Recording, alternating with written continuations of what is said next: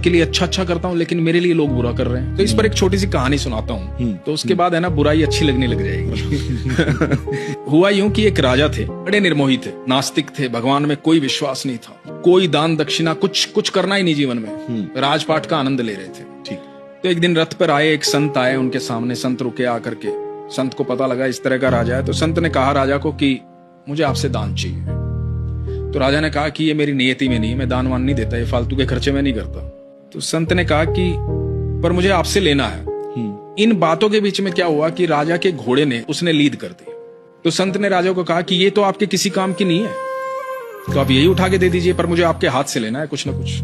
तो राजा ने कहा कि ये ऐसे तो पीछा छोड़ेगा नहीं, उठा के वो लीद अपने हाथ से दे दी कि जा। संत ने खुश होकर के उन्होंने कहा कि जा और बढ़े।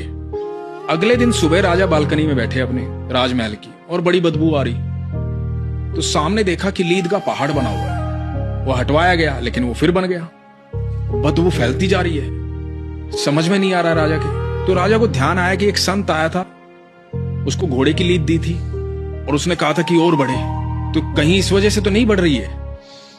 तो राजा को जैसे ही ये ख्याल आया, राजा निकला महल से उस संत को ढूंढने के लिए।